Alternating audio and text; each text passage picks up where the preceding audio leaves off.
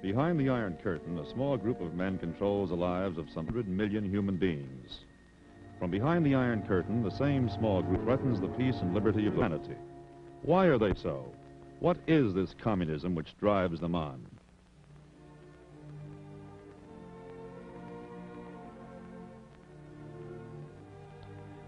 This is the Catholic Hour. The Catholic Hour is produced by the National Council of Catholic Men in cooperation with the National Broadcasting Company and its affiliated stations. Today, the Catholic Hour presents the last in a series of 4 programs on communism entitled Communist Society. To tell the story of the communistic philosophy of life, here is the Reverend James J. McQuaid of the Society of Jesus and head of the Religion Department of John Carroll University in Cleveland, Ohio.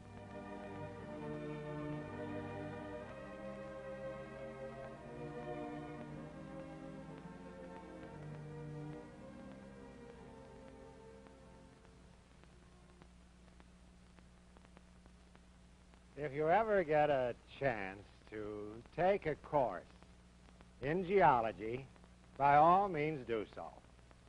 You'll find it a most interesting subject. It studies the nature of the earth and how it came to be what it is. The story is all there in a record of a series of layers of stone. Some of them are sandstone that has been made by the wind and the wave beating against the rocks of the earth. Some of them are limestone layers. And those are made by billions and billions of little shellfish who lived and died and left their shells behind them. Now, it took a long time of wind and wave and shellfish to build up some 30 miles of the stuff. This 30 miles of stuff is just like a many-layered cake. And in each layer, we find the remains of the various things that were on the earth when the layer was baked. In the top layer and on the surface, we find all the things that are in existence today: plants, fish, and birds, reptiles, animals, and men. It took about 52 million years to lay down this layer. But if you go under that to the one that's called the Mesozoic, which was laid about, 152 million years ago, we find plants and fish and birds and reptiles, but nothing else. And if you go down below that, you find a very thick layer. It's called the Paleozoic layer. That began to be laid down 574 million years ago. And there you find fish and birds and plants and elements, but no more reptiles. And down below here in the Proterozoic era, which began to be laid, it's almost impossible to imagine it, 1900 million years ago, we find plants and elements and nothing else. And below that, down in the Ozoic or non-life period, we find igneous rock, and that is all. Geology gives us the fact that every several hundred million years or so, a new form of life appeared on the earth. The question is, how did that come to be? What made it happen like that? Well, there are 3 great answers to that question. The most simple answer is, well, that's the way God created them. And you know, it is an interesting fact that Moses, when he wrote these first words of the Bible, got these things appearing on the earth in exactly the same order in which geology, which was only recently invented, has found them in the actual rocks of the earth. So that if somebody says either Moses was inspired or he was a very good geologist. That theory is called the theory of special intervention, that God intervened in his creation from time to time and came up with something new. The second answer is that which Charles Darwin began to play around with. It's called the theory of biological evolution. According to this theory, these various forms of life developed from one another by reason of the interior forces adapting themselves to new circumstances as they changed from time to time. Well, on the bottom of the ocean floor, the little plants wiggled and waggled and wiggled and waggled until suddenly one wiggled free and began to swim, and you had fish. And then the fish discovered the surface, and he flipped and he flopped out of the water and into the water until one day he flipped, but he didn't flop. And so you had the bird flying through the air. And then the bird somehow or other fooled around with the water, and the fish fooled around with the land until somehow or other they adapted across, and you had the reptiles on land and sea. Finally, one of the reptiles wandered off into the woods and kind of got cold and grew fur, and you had the animals. It sounds silly the way I put it, but it really isn't. In the first place, I have caricatured the theory. It's much more scientific than that. In the second place, there's no reason why God could not have created originally some original form and then have everything else develop from that as circumstances change. It's still just a theory. The scientists are working on it. We hope that they establish it one way or the other. But the third answer is the one we're interested in. The answer of the communist. Upon his answer, he is building the whole future of the race, and he is constructing the whole social order of humanity. The communist is the only one of the three who rules God completely out of the picture. He starts out with the idea that this material universe is all there is, there was, there ever will be. But it's getting better. In his theory, it's getting better by what he calls the law of conflict or struggle. According to this law, there's lots of struggle and struggle and struggle, and all of a sudden, there's a leap to a new form of life or a new form of existence. In his idea, in the beginning, there was stresses, strains, and tensions in the order of the material universe. There were explosions and conflicts, and these got worse and worse until suddenly there was some sort of leap in nature, and little plants began to grow here and there about the earth. The plant world, in its turn, was filled with stresses, strains, and tensions. Millions of years went by until these stresses, strains, and tensions reached the breaking point. There was a leap in nature, and fish began for the first time to swim, and the birds to fly. And now there was more tension. Birds against birds, fish against fish, elements with elements. And that went on until there was another leap in nature, and the dinosaurs began to flounder around, and the snakes began to slither on the earth. It was the age of the reptiles. Then, of course, we did have more and more stresses brought into the world. And these stresses stress, and these strains strain, and these tenses tense, until there was a lot of breaking all about, a new leap of nature, and furry mammals began to wander in the jungle. Now, the greater the leap in nature, the greater the stresses, strains, and tensions. It was a great leap from the reptile to the animal, but nothing at all like the leap that had to be made in the next step of the process.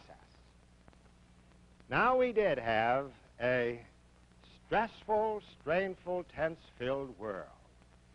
And all these grew and grew and grew until we had the next leap in nature, the leap to individual man. individual man with the nature that we know him to have today, the individualist who has his own personal ideals and his own personal characteristics. And all that this man did was increase the tensions. Individual man, the man who looks out for himself and his own, is inevitably, so says the communist, in conflict with other individualistic men who look out for themselves and their own. In fact, he says the history of the human race is nothing but the story of the growing clash between individualistic man and individualistic man. First of all, there was the clash of slavery, which yielded to the greater clash of feudalism and the still greater clash of capitalism. And this goes on and on, corporation against corporation, nation against nation, the proletariat against the capital, until the great day will come when these stresses, strains, and tensions will be so great that they will give birth to the new leap in nature and to collective man. Now, this collective man is going to be different, altogether different in nature from ourselves. He will have an altogether different mentality, and therefore the society in which he lives will be an altogether different sort of thing than we are accustomed to live in. This new society will look not to the individual, but to the whole collectivity. The individual won't count. He won't be important. As a matter of fact, the individual himself will look not at all for his own good, but only for the good of others.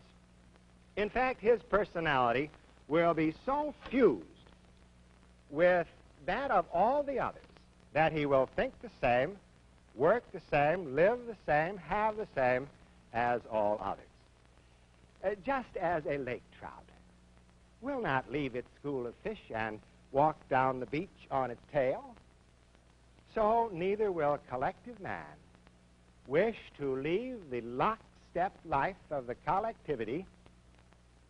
It just will be against his very nature to do so. No, this collective man will be utterly happy in the thought that the collectivity is the all. The individual is not important. He will have no trouble, as we would, in suppressing our personal tastes and private wishes. By reason of this leap in nature, he won't even have any personal tastes and private wishes. All he will even have is the common wishes of humanity and the common tastes of the collectivity. And so society will not exist for the individual. That is the way things are now in this very imperfectly developed stage of materialistic evolution. No, society, he will exist wholly and entirely for society. He will be secondary to everything and every consideration in society. And that will be the eternal place of the individual in communistic society. But what about the family in this new order? Oh, that's going to be altogether different, too. Individual man, as we know him, has come to look upon the family as his own. He speaks of my wife, my children. The individualistic child speaks of my mother, my father, my brother, my sister. Now, in the mind of the communist, the only reason for that is that we live in a society that is dominated by the dollar sign. The father holds the means of livelihood, and therefore the wife must sell her exclusive services to the pocketbook of her husband. And the children, too, are under the debasing necessity of rendering obedience for support. But when the next new leap to collective man takes place, then we shall have something altogether different. Human nature will change from being self-centered to being social-centered. And now, no man will even seek the exclusive companionship of any woman, nor will any woman ever seek the exclusive companionship of any particular man. Both will be free of the economic necessity of living together under contract. The contract of marriage goes. Oh, children will be born. Yes. But mothers will be different. Instead of bearing children for themselves as they do now, they will bear children for the community. And the community will take those children and educate them and train them for the collectivity. So goes the family. And as the family, so the state will pass away. When we look at the state, we see a many-sided thing. To us, the function of the state is in all various fields of human living. But to the communist, the one sole function of the state is to regulate the economy, to restrain the individual from seeking his advantage to the disadvantage of his fellow men. In our present society, the function of the state is to enforce justice, the principle of to each his own.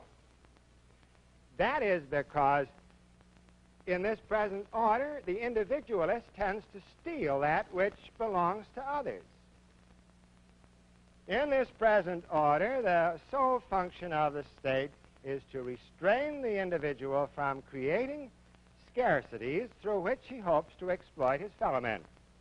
Now, in this order, the communist readily agrees the state is necessary. But when the change to the collective man takes place, the whole picture will be different. Now you will have a human being whose sole passion and sole urge is to do the good for his fellow men, not for himself at all. And therefore, since this is going to be a change in nature, it'll be true all over the world, every place.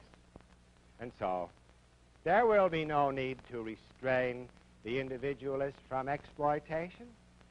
There will be no individualist to do the exploiting. In the same way, there will be no need to prevent people from stealing. There will be no reason to steal. Everyone will have all he wishes. There will be no individualists around to create scarcities. And therefore, in the communist ultimate ideal, there isn't going to be any democratic government, nor even any communist government. There isn't going to be any government at all. We're all going to live together, loving each other and doing for all and all for one. What a glorious mirage that is.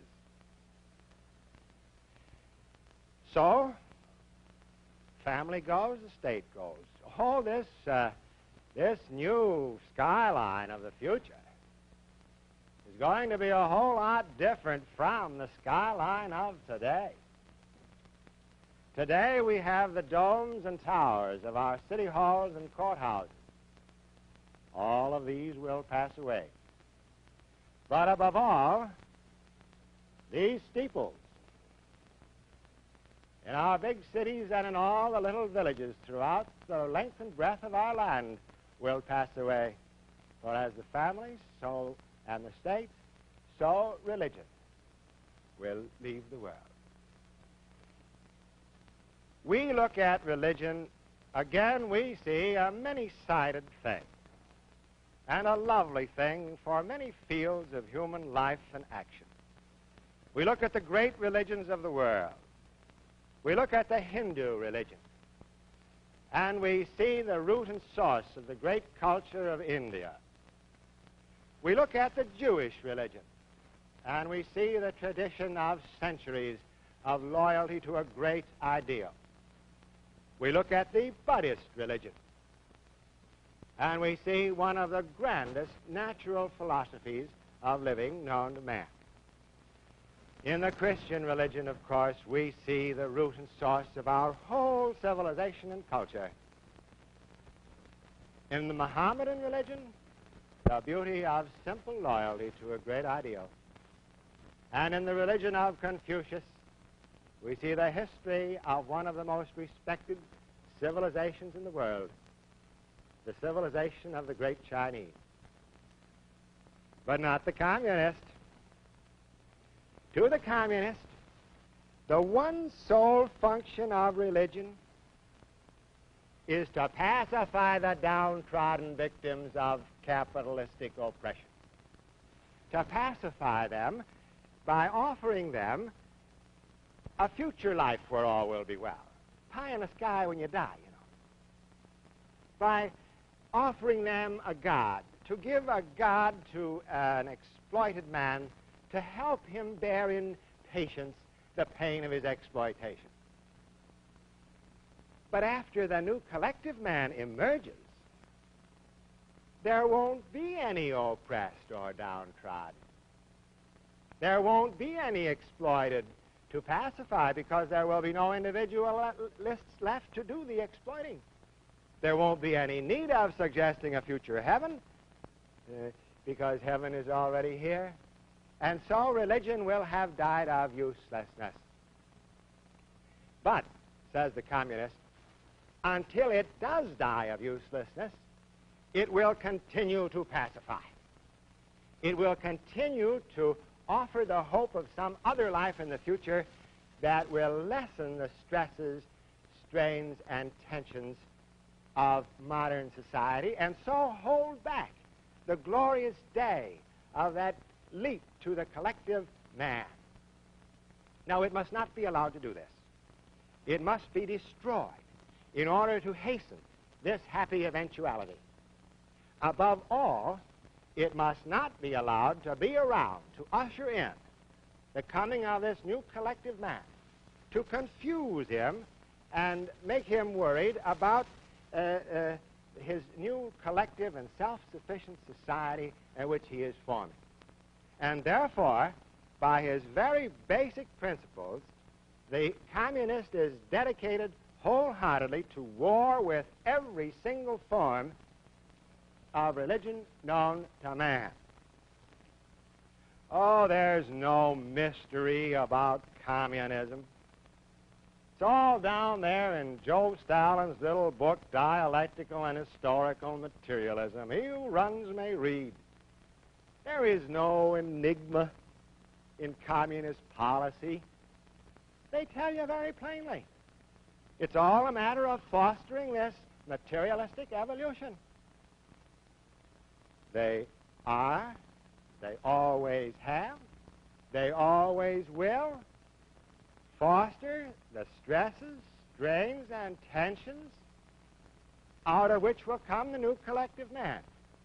And therefore their policy is going to be what it always has been, to enter every single field and phase of human living in order to create the stresses, strains, and tensions out of which will come the new society. In the political field, on the national and in the international level, party against party, nation against nation, east against the west, the democracy against the satellite.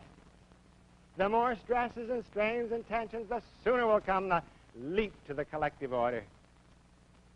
In economics, the motto is the same: struggle, struggle. Corporation against corporation, union against union, company against union, capitalist against proletariat. The sooner we get the stresses up to breaking point, the better. The benevolent, the good capitalist is the greatest enemy of communism. The oppressive, selfish capitalist, if there be any left, is its greatest friend. The communist holds the motto, not reform, but revolution. Reform only lessens the tensions and holds back the glorious leap to the future. In the same way, in the field of religion, the Hindu must fight the Mohammedan. The Jew must fight the Arab. And oh, how the communist rejoices that individualist man has even broken down Christianity into warring sects and factions. The more of intolerance and bigotry, the better. Infiltrate the ministry. Develop the tensions, stresses, and strains out of which will come the glorious golden era of collective man. And in the social field as well, race must be pitted against race. Class must be opposed to class. The more of irrational fears and hatred, the better. Do not these irrational fears and hatreds beget stresses, strains, and tensions? And will not stresses, strains, and tensions hasten the leap to collective man? Why, even the mind of man itself is not to be spared this policy of disruption. Infiltrate the universities.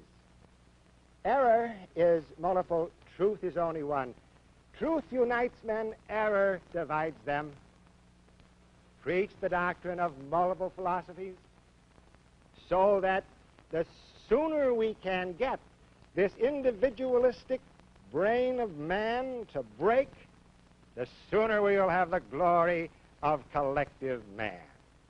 In every field, it's the same. And so, we have a divided world. On the one side, the hammer and the sickle. On the other side, the flags of the free nations. On the one side, a small group of men dedicated to forcing the whole of humanity into the molds of a preconceived and unproved evolution. And on the other side, some 800 million groaning under the Red Terror, and the rest of humanity destined to be their victims. Our only hope of survival is to face these facts. Coexistence to a communist means nothing, and peace is impossible. You cannot coexist with one who is dedicated to your complete and utter destruction to make room for the collective man who will displace you.